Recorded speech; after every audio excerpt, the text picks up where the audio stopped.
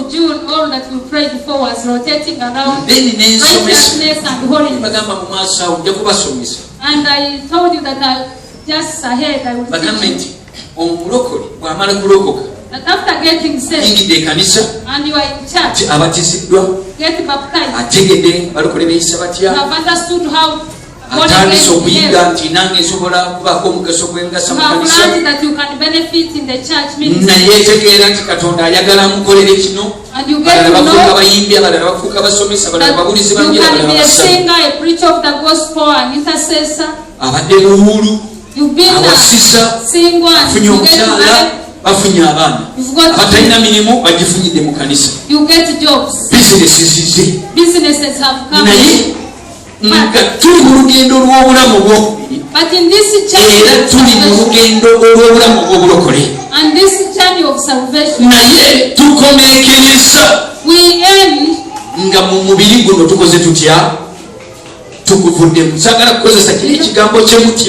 I don't want to use the word that you fear. Death.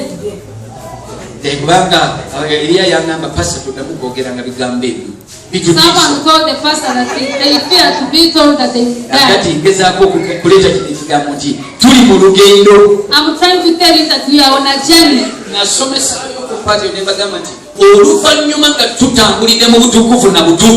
I told you that after this journey of righteousness and holiness,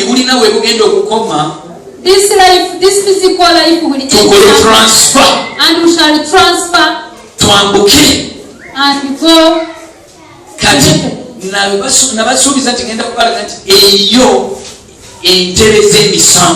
I told you that there are those seats of judgment.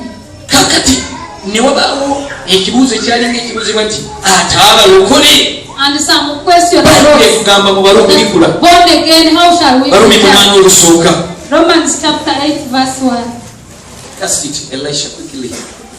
I do not know if you have KJV or you have international version, but I don't mind.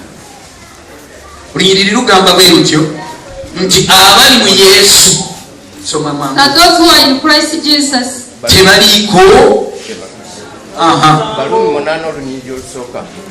Kakano tebaliko musango abali mu Kristo Yesu. Njagala okakwate bulungi tebaliko ki abali mu Kristo Yesu koma kije kiddakwawo naye kubanga teeka eby'omwoyo bw'obulamu mu Kristo lyanfuula ow'eddembe okunziya mu tteeka ly'ekibi n'ery'okufa. Hallelujah. Mumukubire mu ngalo. We thank God for those who translated the Bible. We say sorry that they are thinking for God. I'm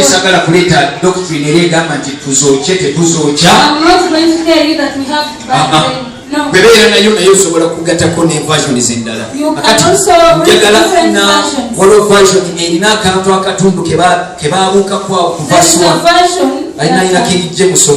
version.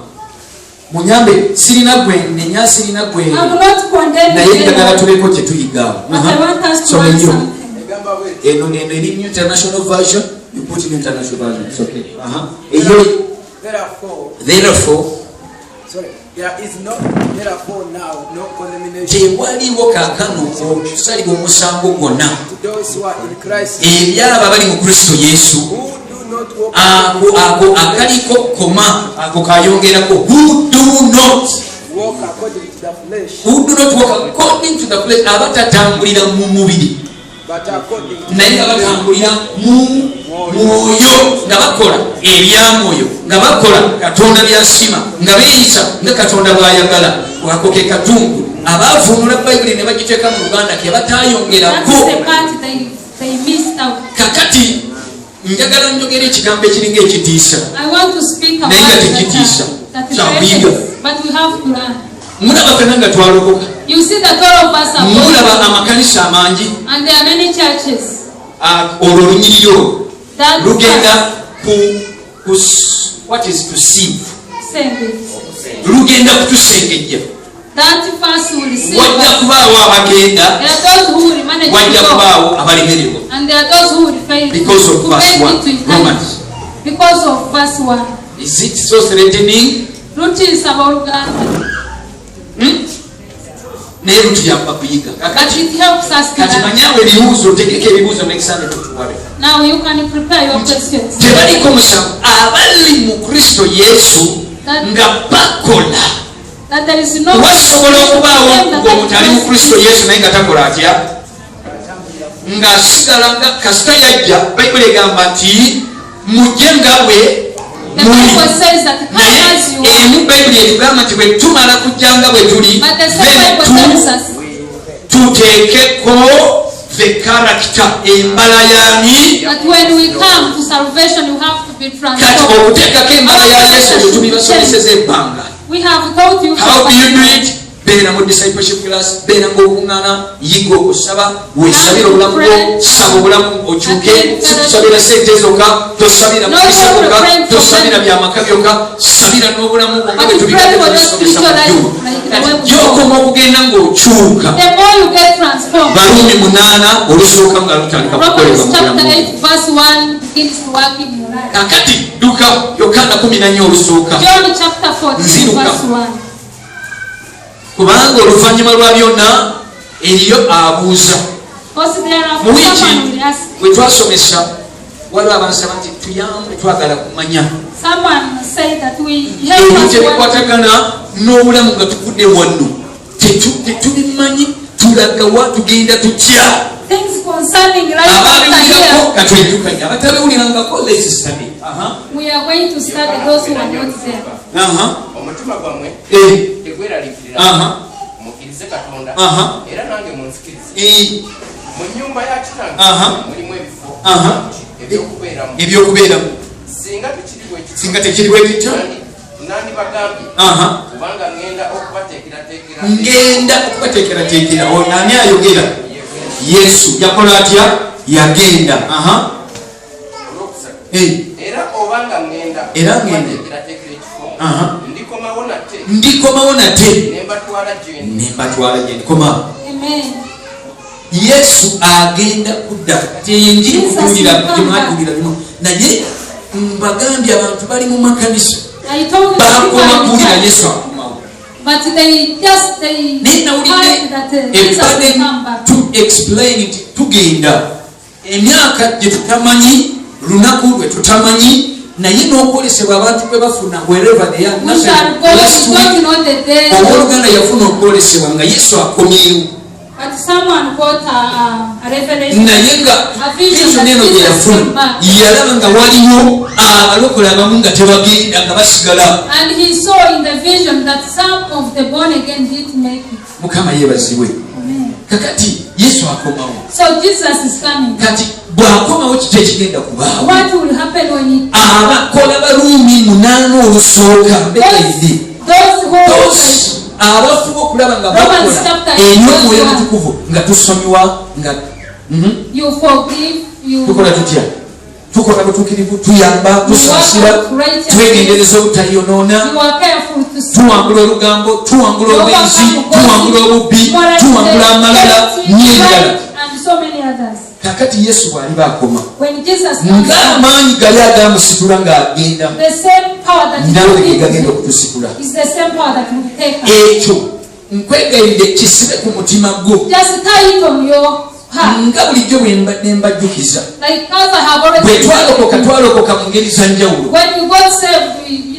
Abalala twalokoka nga tuyita mu byamagero, abalala nga tuwona, abalala twaliko ebizibu, abalala twalumirizibwa obwekibi n'ebirala, abalala twali tunoonya mirembe. Naye at the end of the day point esingayo eyatuleeta mu Yesu tetumala kulokoka tukola tutya? Tweteekateeke tukolawa? Kati ekyo kyekitwawukanya, kyekitujja eri gye twali ku maddiini, eno ne tujja mu balokole tubeere discipled, tuyige, twambale amaanyi, tukyusibwe. Yesu bw'alibaaze akola atya? Atunone ku lunaku lw'okupakulibwa nalwo kasita Elisha. That is 1 Thessalonians 5:2.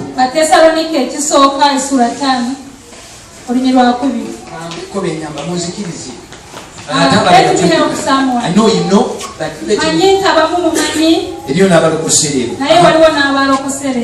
For you yourselves know perfectly that the day of the Lord so comes as a thief in the night. Olunaku lujjanga ki ng'omubbi ekiro.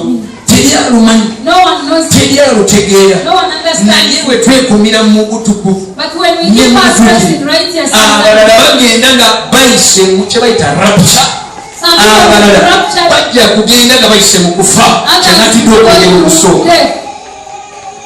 Olwokusatu last week on Wednesday, twawerekeddeko omubiri, twagalamiza omubiri gwa musumba mukwano gwaffe Entebbe musumba abadde n'ekkanisa abadde gendanga n'empeerezaayo yakeera lumu amaanyi ne gamuggwamu.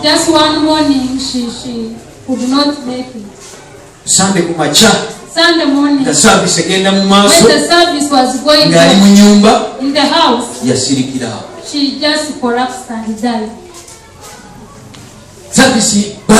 Service yatuuka n'efuuka service ya kukaaba. Mukama yeebazibwe. Naye nga kino Pawulo agamba tekitutwala by surprise. Ekintu kyayita okuva mu mubiri n'ogenda ewa Yesu tekikwewuunyisa. Muli nange abalala nga mutandise kulaga nti muli mu kwebaga mugenderayo oba munaatuuka kweraba. Mukama yeebazibwe. Nina kyenjagala kutaasa kino kituzuukusa. Bagenda ddi Katonda yakitereka. Osobola kuyitira mu kwebaka oba Yesu ajja. Naye ogenda otya?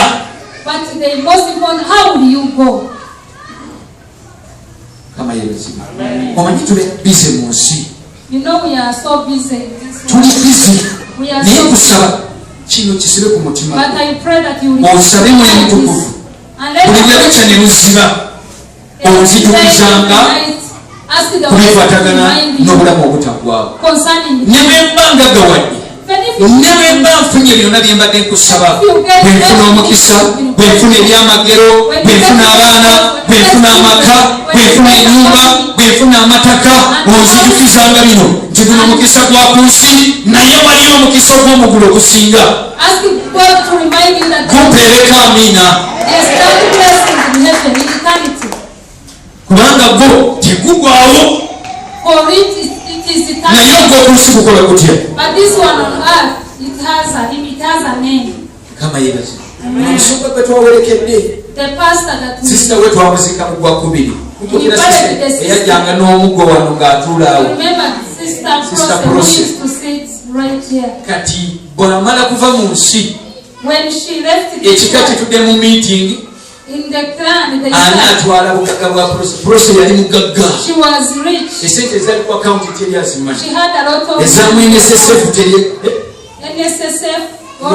wano kyanja yalekayo I think it's almost an acre mu kibuga. Batudde obugagga babukwasiza musumba, musumba babukwasa Gwakubiri, ogw'omusanvu tegwakoze. Now she got all this in the favor, but now she has not finished July. She has also. Nakati mulaba Yesu wali wagambira let not your hearts be troubled. Naye mumanyi ebitweraliikiriza. You know that warriors, it is about money and let not. Naye kyensobola okubanga nafunako ekitono bano abaasigala mu bya mukwano gwaffe Prose nga wabaawo okusika miguwo. Mumanyi ebyabafunga bwe biwooma, naye ate laba neeyabisikidde.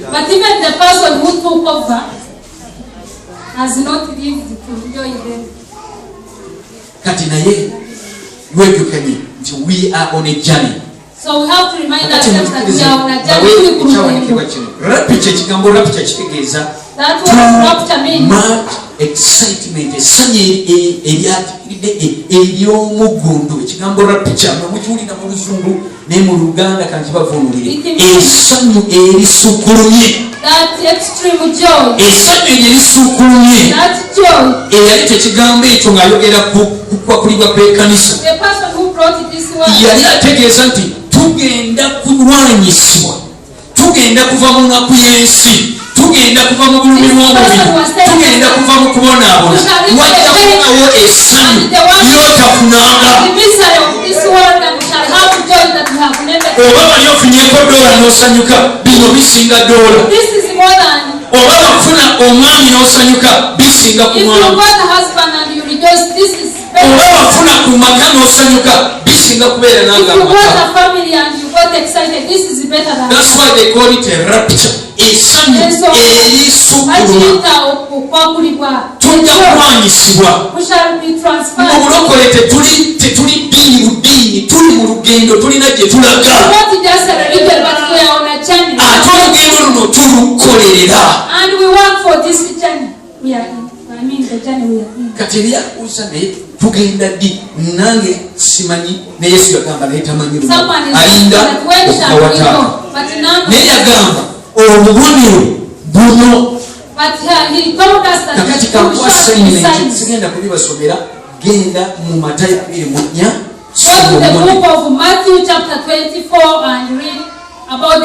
Akabonero akensobola okuwaayo akatiikirira ntalo, enjala ennyingi, okukyukakyuka kw'obudde kwe mulaba. Ani yali enkuba etonya kuzigwa musanvu?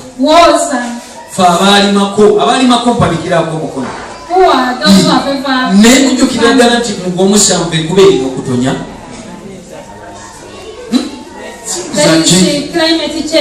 Kati ebyo byonna biri mu Bayibuli. Kati yogerako n'ekibi ekiyitiridde. Ekibi ky'abasiyazi, eri ennaku zino abantu waliwo nebyenatunulidde, walibase weeks 2. Otunulira n'abasajja abalina digiri 1, 2, bamakooti, bamataayi, ninga obalaba essanyu lye balina ku pulezidenti wa ghetto. Ekyo sijja kukyogera. Manyi nammwe musobola kumuwa kalulu, naye ategeera omuntu abadde ekikoola. Kati ekikoola kakati mbuulira w'olireeterayo eteeka erikwata ku kikoola. Yebuulira ekiri mu ghetto gw'omanyi bwe bava mu kikoola ekidago. Ekikoola mukitegeera kye ngamba? Ekiva ku kikoola okimanyi ekidago? Omanyi ebiseera byebiri mu basajja abo? Nga kiri openi. Kakati eteeka ly'ekisyalu bayingireyo Amerika, kati awo ani ayimirira okwogera? Kakati nawulidde ab'enansana bagamba Amoto mu balaguzi bamwetaaga mu Parliament. Ojja kuwulirayo ne zooni endala egamba banja kati abategedde kati nawulira ne ku rediyo nga bagamba nange ensija oluyimba lw'abasajja bafe ab'enjinja bagambe nange. There is wickedness on the right. That's a sign. Abantu baagala kuwulira ebibasanyusa, ebyo byonna Pawulo yabyogera. Katubawone mu lunyiriri. Wagenda kubaawo okukwakulibwa. Omulokole tomala wano obudde, tuli mu lugendo. We are not wasting time. Tebakumanyi tebakusekere nawe walokosere. We are on a journey to be transited to a better place. Pawulo agamba nti ekyo kikuweesa essuubi. Abalokole ennaku zino olw'enjala, olwa ssente, olw'embeera ezimu ze tuyitamu abalokole abamu tebakyalina ssuubi. Tetusuubirira ku byalo eby'oku nsi byokka. Essuubi lyaffe liyita ku bugagga bw'oku nsi, tulina essuubi erisingayo. Bayibuli egamba, Pawulo mu Baefeso agamba, it is the hope of glory. Abafa kubanga tebafiiridde mu yesu tebagenda kulaba kino ekitiibwa it is only the born again ate nga balokokedde ddala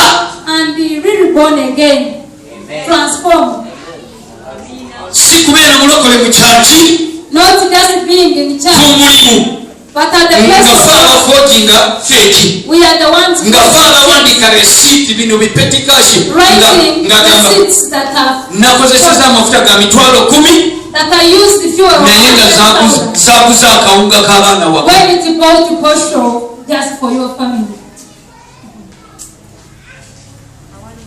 kubanga bwe tuva ku nsinga tetulongoseza ebintu ebyo bye tukolera wona gye tetujja kulaba kino ekitiibwa kyatugamba nti temweraliikirira ngenda kubateekateekera tulina gye tulaga lwalusimbi ne batunaweza 10 tujja kugenda ekyo kyentokenye remind yourself buli lwebona owesiga ebizigo mu miroga era ekyo otamaliko obudde mu kisiibo naye ogenda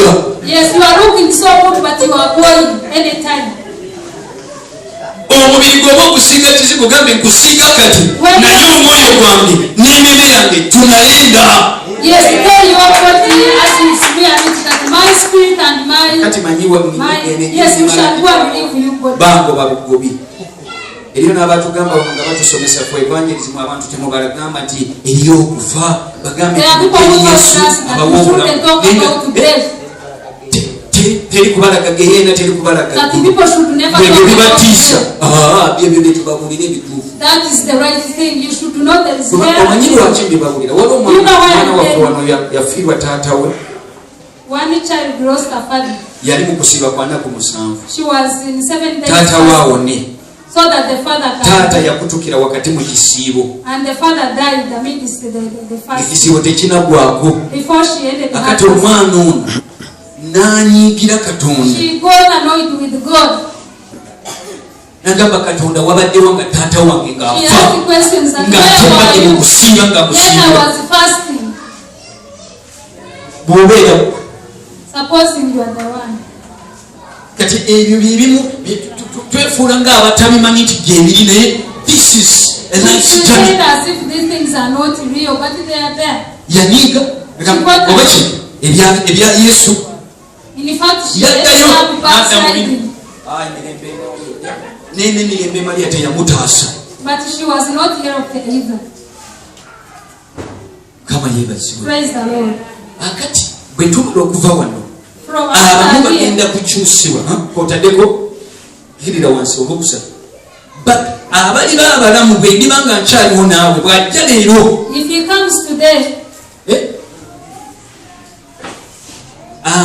nti bw'ali baalabise abamu bajja kukyusibwa gina emibiri tegigenda tesinga kufa abali baabalamu nga bali mu yesu abalala abaafa be tuziise nga balokole bebagenda okutusooka kusitulibwa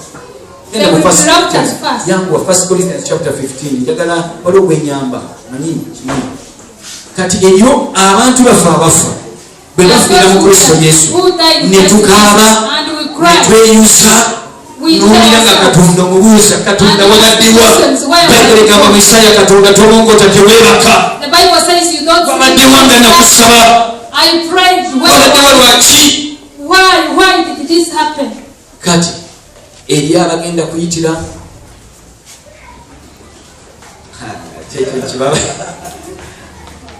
munzikirize bino this is reality eri abagenda akabonde kayinza oyinza okuyitira mu bulwadde nga bakusabidde notabona sigamba nti tetusabira abantu bawone naye osobola kuyitira osobola kuyitira osobola kweraka bwerasi ku makya netusanga nga wagenda n'ebirala n'ebirala sakala batiise naye abamu bajja omubiri gujja kufa abalala bajja kukyusibwa 1 Corinthians chapter 15 genda ku verse 54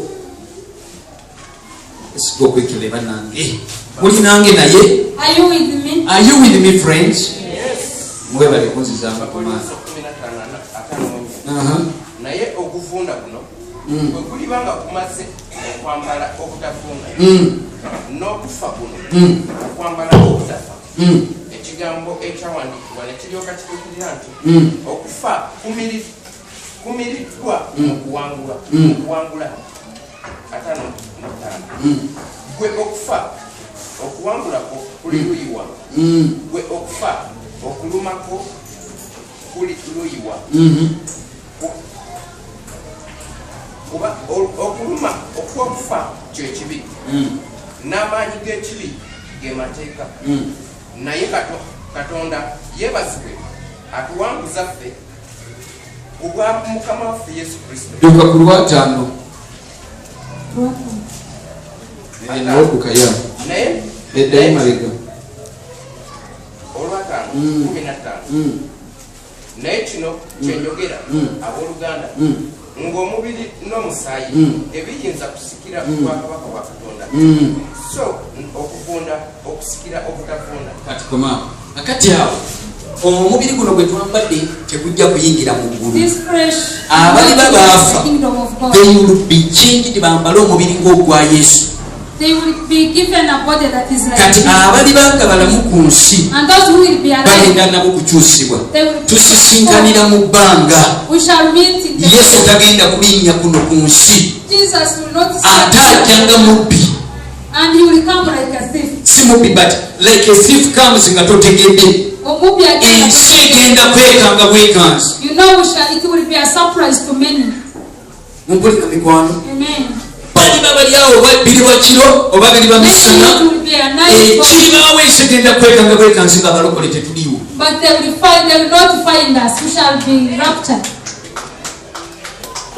liba oli mu motoka emotoka bagenda kugisanga nga yagudde ebigo aliba alongosa muntu mu siyeta balisanga omulambo gwe babadde balongosa dokita yabuse asiimwe balisanga edduuka galo nga taliimu nga bayita asiimwe oliwo tuwe omunanasi asiimwe taliimu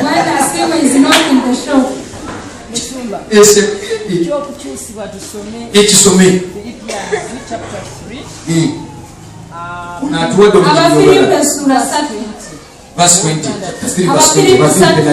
kati nga bwenyonyola sebo bulaza ow'emigaati balisanga piki kukuba bali emigaati nga bakunoonya tebakulaba baamu bwali baali kusumbuusa abengalira sumbuusa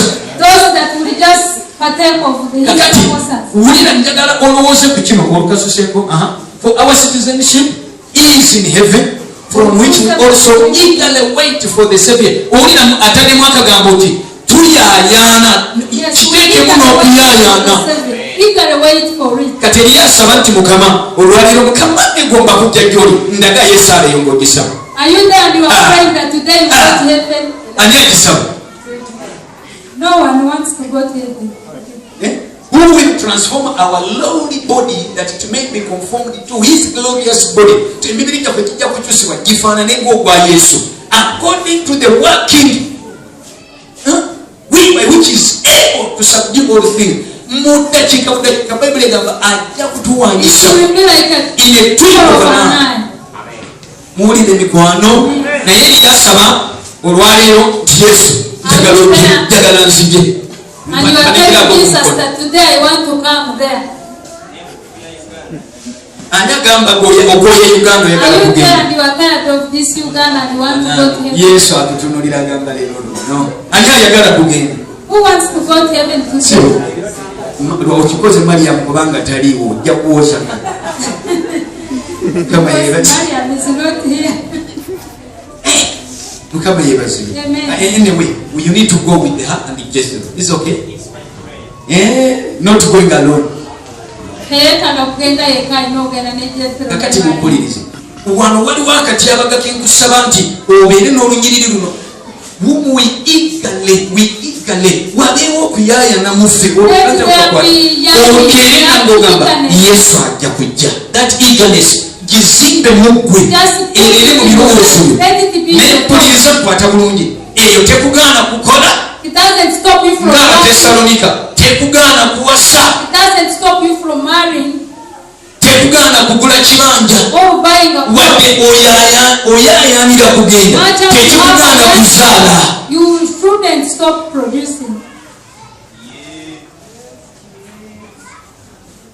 kubanga obikolera mu butuukirivu. Olaba mama bebe mukyala Abbas imiri Yesu bw'ajja kati agenda n'abalongo b'alina.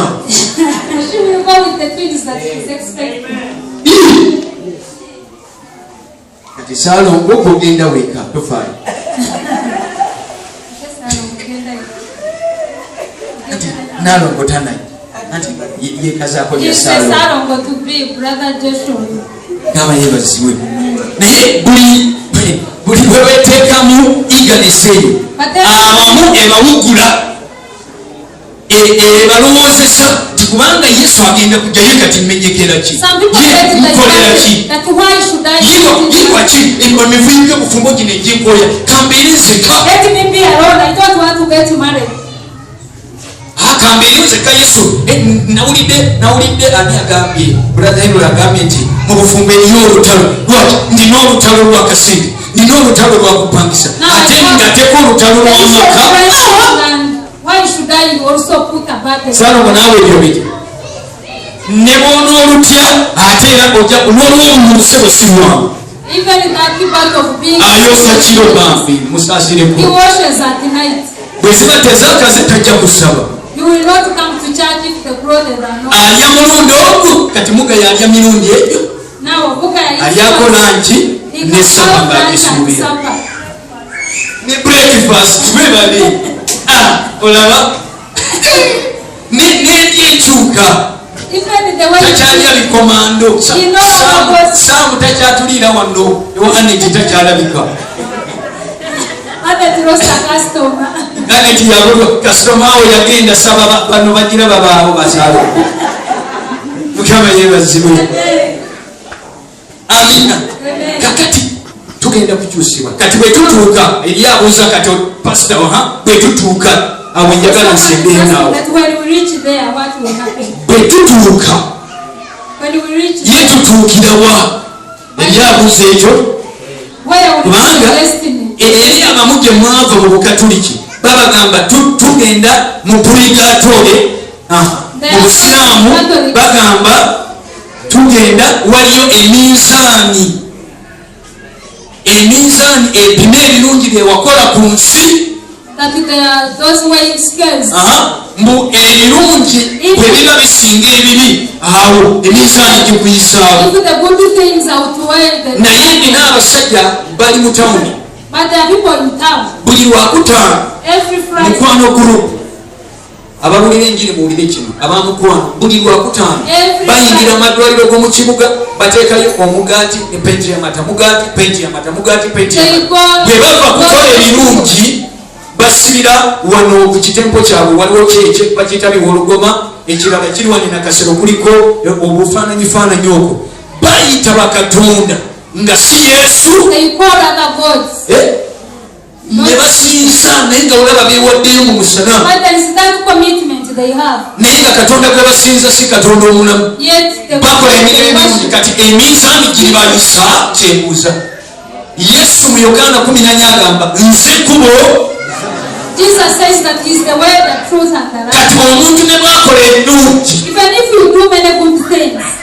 nga talina Yesu kati teweeyibaala osobola kusongera ttaka osobola kutusingira kyaki osobola kubeera omubuulizi w'enjiri omulungi osobola kubeera omusabi osobola kubeera omugabi nga gw'osomesa abaana birungi bikolwa birungi naye guli omusingi ogusookerwako okukola Yesu ebimusanyusa mwe muli obutuukirivu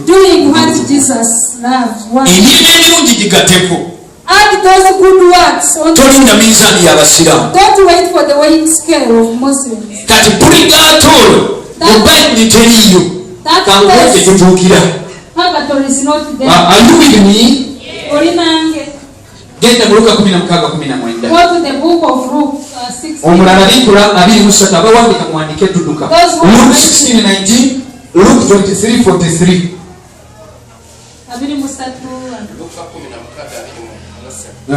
anamusatu 16:19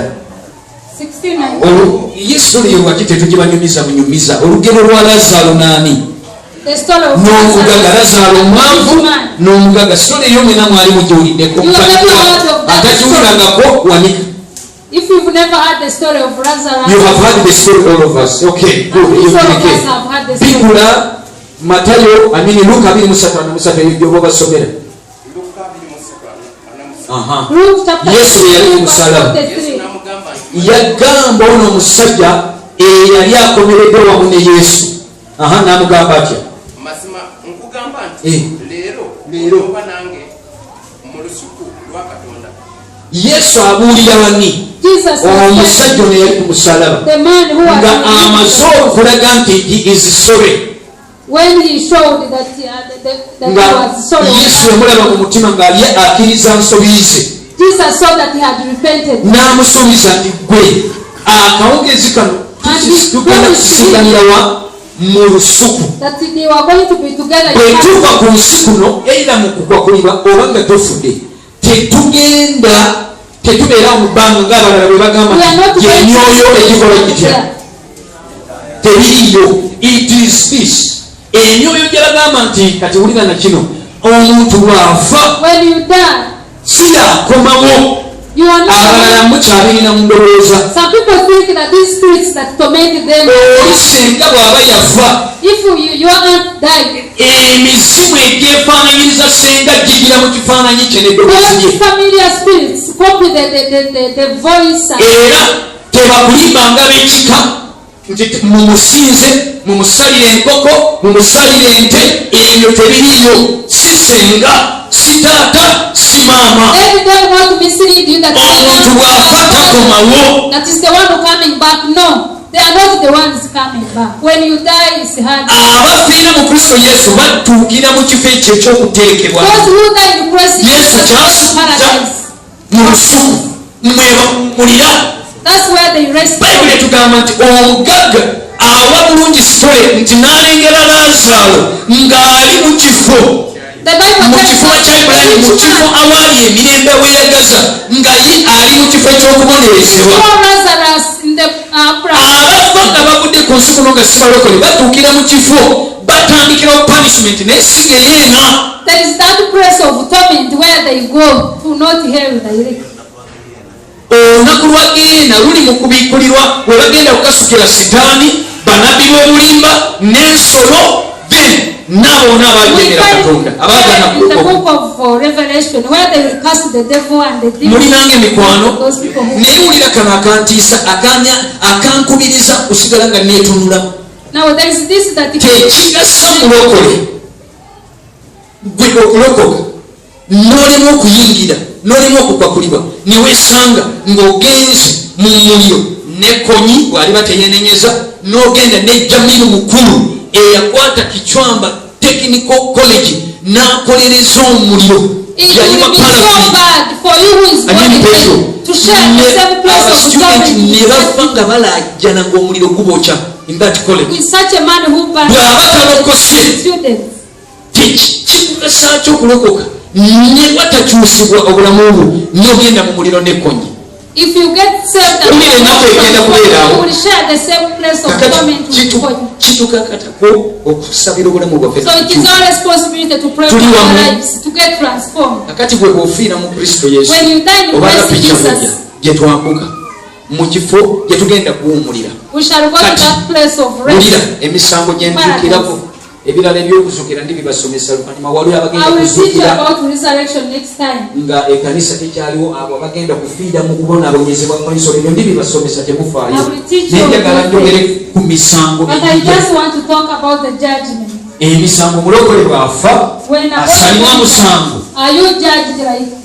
Omusango ogugenda kutusalibwa si gwa kutuzikiriza gamba wesekikogambe It's not for destruction. Kati ekyo kyekituweesa essuubi bw'oba onyweredde mu Kristo Yesu ng'okola butukuvu na butuukirivu nga okyawa kibi bw'ova ku nsi kuno togenda kusalibwa musango. Naye Yesu bw'amala akunonera mu accidenti nga wasuze mu bwenzi nga wasuze mu bubbi nga abalala nga tulemedde mu bunyazi kagenderere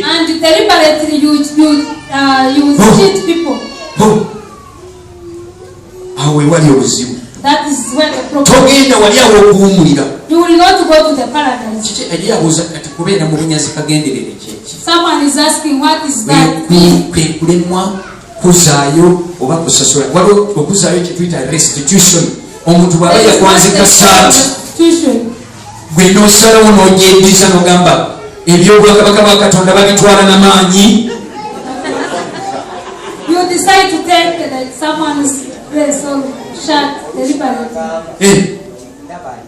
ndaba alina kino takyetaaga bweziba sente bweziba zikulemye saba kusanyuibwa bwoba ozisobola kale kusasulako kyosobola bwezikulema wakati mugambe sisita nsoboddeko emitwalo 10 naye emirala 10 gikoze kitya Are you with me? Tewekweka yiwo ovira mukwekweka bwolaba nga bakubanja kubanga yakasimu ogambe woolugamba nkyayiiya nsabira ate naawe nga bwosaba totula butuuzi bwosalawo yesu wagamba olindwanira ntalo zikukwasiza olina nga bandanira entalo zange ezamabanja gozimalirize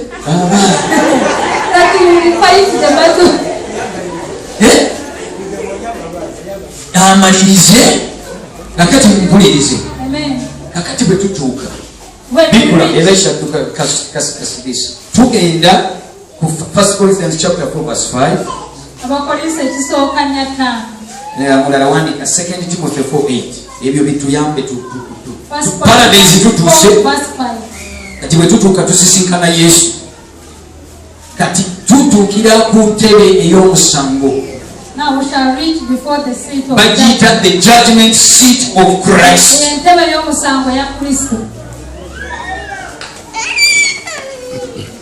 Oyina kyoyiga kati judgment seat of Christ, therefore judge nothing before the time until the Lord comes, who will both bring to the light the hidden things of darkness and reveal the counsels of the heart. Then each one's praise will come from God. Then can you cast 2 Timothy 4:8?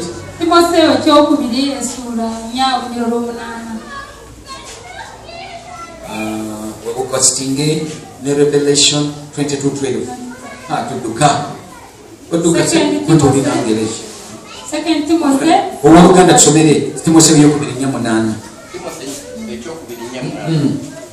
Ekisigaddeyo ntereketwa engule ey'obutuukirivu mukama waffe gyali mbeera ku lunaku luli asala emisango egy'ensonga so si nze nzekka naye era ne bonna abaagala okulabika kwe n'abo bonna abaagala okulabika kwe nabasabye teri ayagala yesu alabike ekyo mwakiganye kati kagenda kubasaba bwe nti bwe tumala kusondera ettaka nga tetunalowooza paati eryeddako tugenda kudda ku mulamwa gwa kubuulira njiri ogenda kunyumirwa kwa kudda kwa yesu kristo. And behold, I am coming quickly, and my reward is with me to give to everyone according to his what? According to what? Kama yebazibwe. Nakati Yesu wetumusisinkana. After meeting Jesus, tagenda kutusalira musango okutuzikiriza. He will not judge us emirimu and destroy us. Otuseyo emirimu gye tubadde tukola kuno tagenda kutusalira misango mu bintu bibiri.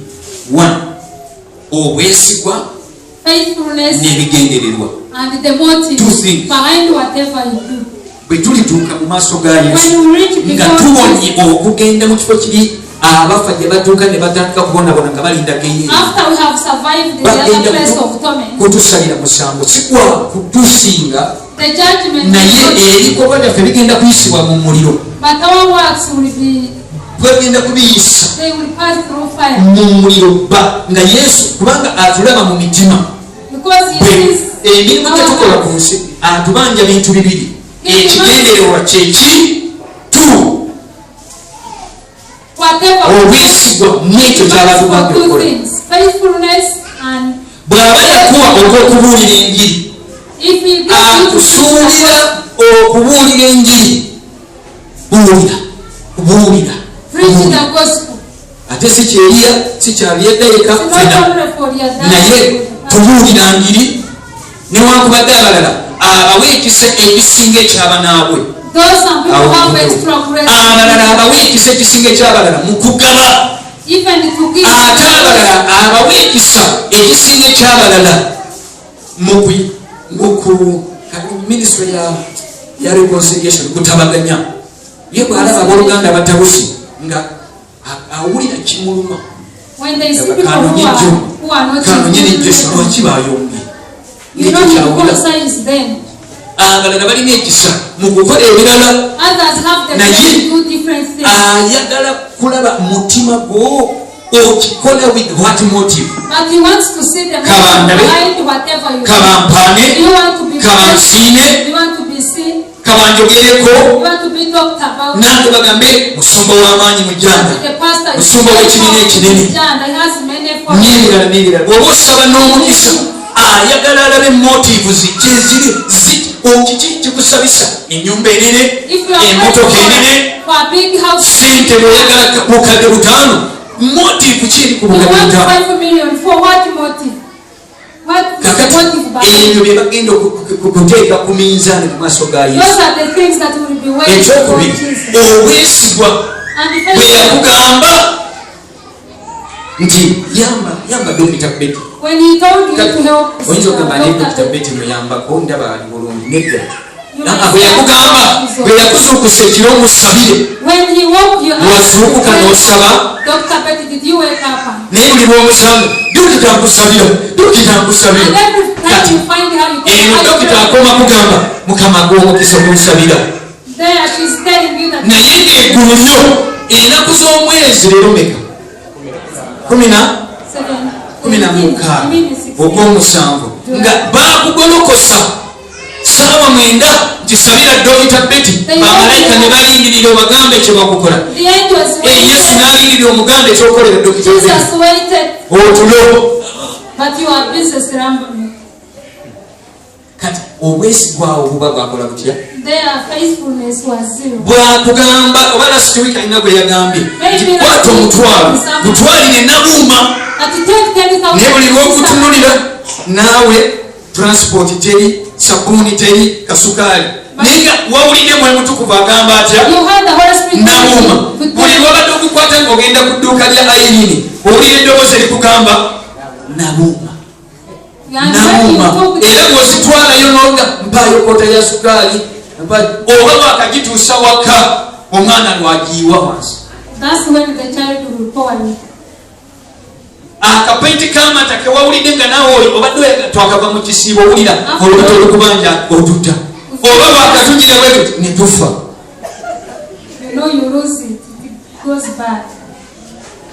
lwanabuuma kakati ojja katika bwe bimala okubaawo n'ojjukira nabuuma yandeetedde bino n'ogunoonya n'ogumuwa ne bw'ogumuwa kiri ekyasooka kyekibadde kikuweesa omukisa You failed the first test.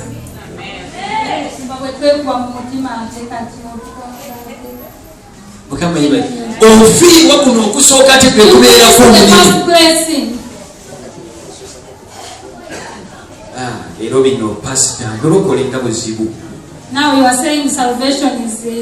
mukama yeebazibwa Yesu wamala kutuyisa mu kasengejja ku judgment throne nga emirimu gyonna kakati nga bwe nabagamba muganda waffe Osborne bwe yatuuka bwe bamulaga enguleye n'akaaba kakati ebbanga ly'emyaka gyawuliriddemu emyaka 3 ne bwaba yawaayo sente n'awaayo ennyumba ye n'awaayo obulamu bwe mu mpewo eri engule ye bagimulagadanga yeyawulisa n'agiraba nga tanagenda yeefuula mubuulizi wanjiri nga baali bamwita kufuuka pasita.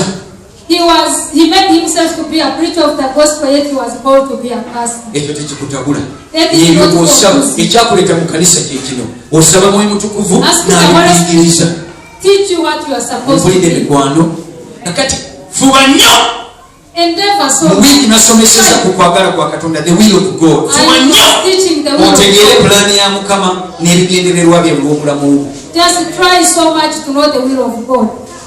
Olinange ebyo byebigenda kutuweesa engule naye engulira tugenda kuwona geyenda. Ekyo kyekinsanyusa gamba otamiina.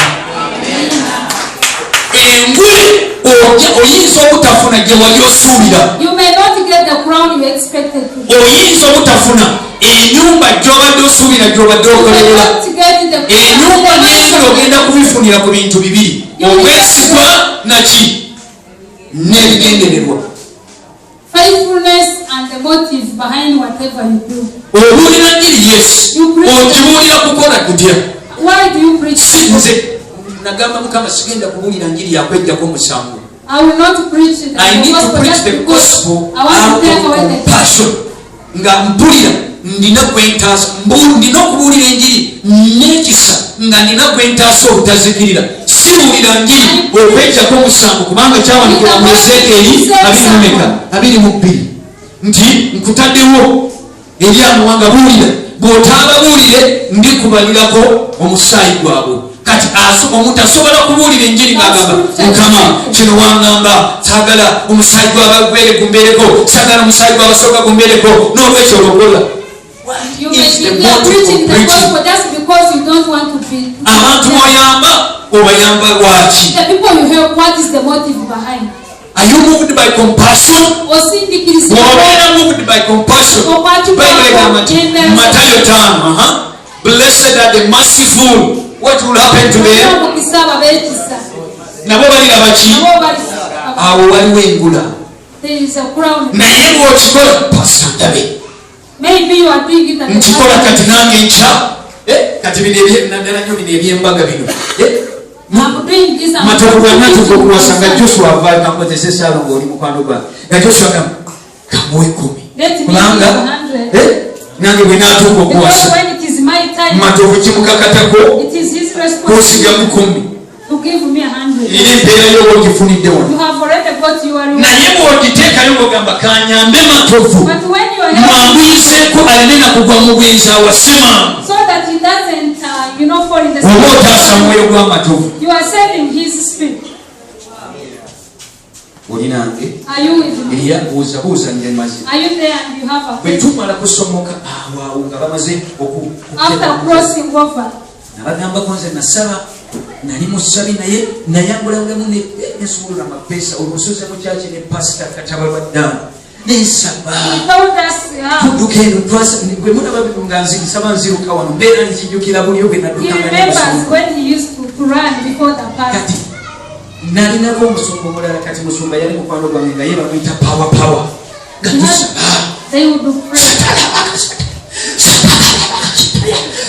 ekiro kiramba nga naye munda muli pasita ategeere talina yambasuubiza muggulu teriyonguleriza esaala sigisuubirayo kubanga nakolanga kundaba nga naye kyetubaza nga bwobimanyi ebyobuweereza enkya bwe baba banonyamu omuntu ali responsible nsembere mangu era yamaliriza ngambe naye nsobola kukuwa kyakino gisumbe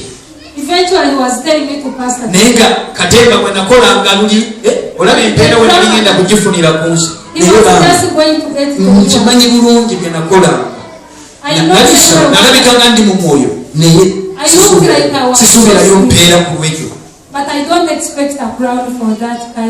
Oli nange kama yesu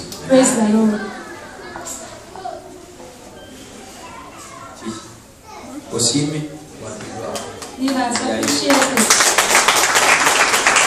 haleluya. Kakati nsaba I pray. Tugenda. We are going to after crossing over the sea. Buli esanga nga watuuse munange birimu na presa ogirawo niwesanga you find yourself in heaven. I mean there that place. Olapita bwerineze bwolina nga wabaddeko mu ddwaliro galamiddeko katano genda kwekyusa obuuza ndiwa nga weesunako omanyi wali benawe ekkubo liryawo mu bengula okwawukanirawo abaniriza agenze mu Yesu balyawo batuliyiza abaniriza abatali balokole mubalaba wano bwe baba bafa you see when people are dying akanula eriiso abaagala agasajja gamunona they are seeing those people picking them abaana abatakyayogera wano bakutewo dda is already dead naye ogende kulaba mulokole asirikala omu ne baba asigala omubiri gukyayokya abalala bafuna nakyansi yakusiibula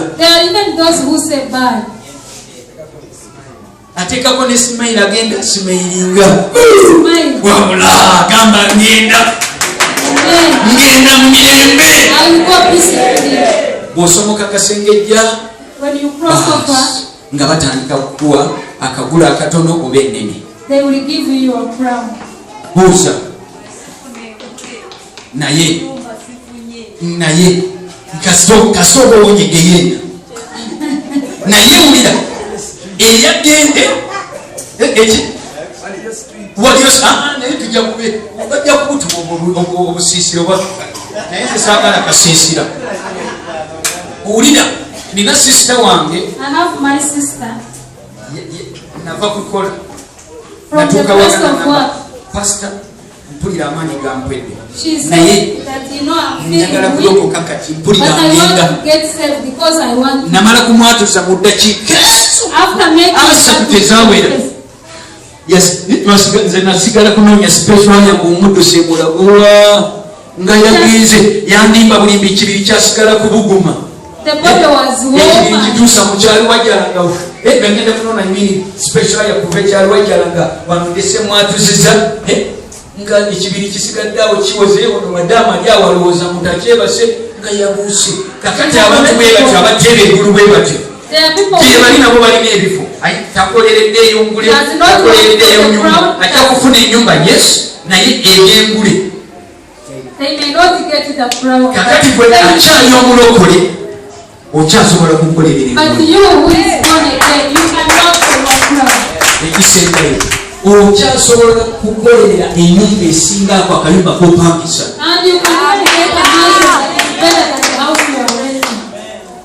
nye bwomulina enyumba enyirira waliwo enyumba egisinga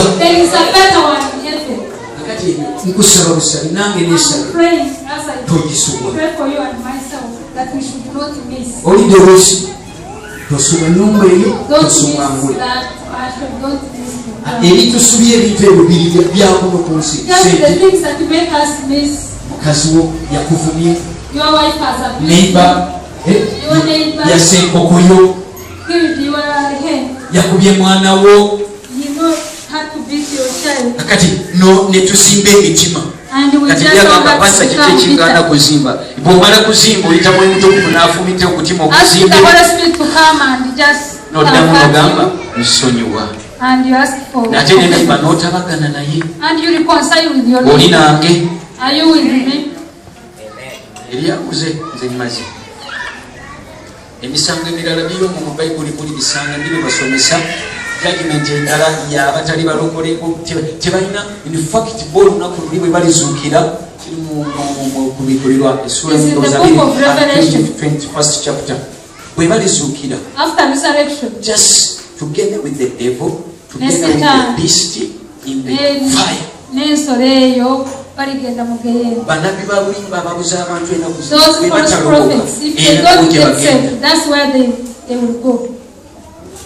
obulimba bw'eddiini bwonna bukomako olwo oluvannyuma lw'ekyo kijja ekiddako bwe tumala kubeera awo akati bwe bamala kutuwa enzengule nakimulira after getting our crown, waliyo obudde bwa kuyingira mu mayumba gaffe situyingiramu bwolu.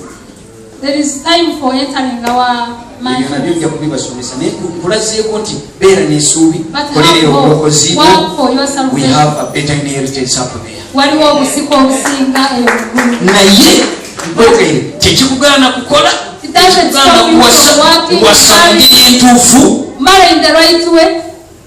kola emirimu gyo mu ngeri entuufu toba bantu tokuba njawulo Don't ezikutu